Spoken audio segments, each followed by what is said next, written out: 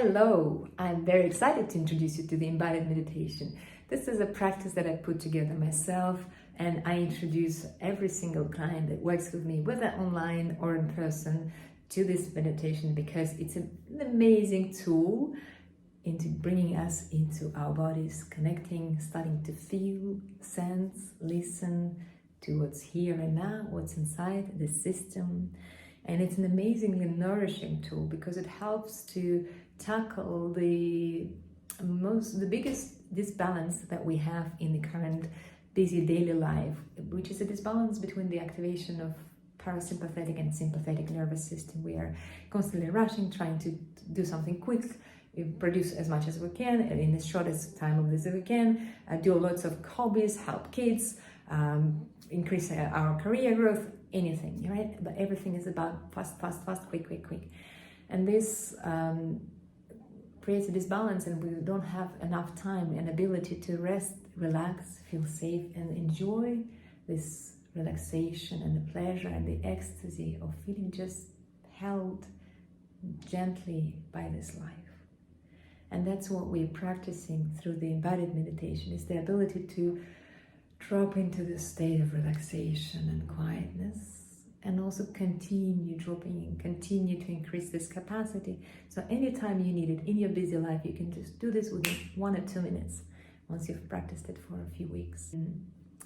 So I'm really happy that you've chosen to take the stage and learn the skills, and we work with each of those steps, the breath and sound and movement, and I invite you to be really playful and imagining yourself being a 3 or 4 year old child following this practice, and notice how each component can affect you. You might feel that this is really weird, I don't understand this is crap, I don't like it, doesn't work for me at all, and that's okay. This is, notice your thoughts and patterns, and it may not be for you, it's fine. We all have our preferences for living our life. And at the same time, I invite you to notice that everything that's done in that meditation is something children do naturally. So perhaps if you are one of the people that feel really uncomfortable about trying those things, and you have a huge resistance, that it means that this might be actually even more valuable for you to keep inviting yourself into the exploration state. You don't need to force yourself to keep doing it despite the fact that you hate it. More like, okay, let me try 1 millimeter here, 1% of what I'm being suggested here.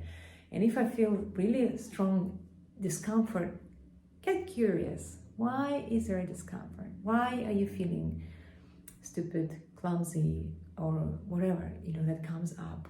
Or angry maybe about wasting your time. What is it that actually is reacting, right? And if you're having a really strong process with that, you can use the emotional integration tools that I will provide, or you can get in touch and have a conversation with me about that. So I'm really looking forward to see how this works for you. I invite you to practice these different meditations for a week, daily if you can, but at least 3 to 5 times a week. And take a time to note in your diary how it's progressing. You can do this on my platform. I can create a diary for you, and you can note after each session within 3-5 words or a couple of sentences how you felt.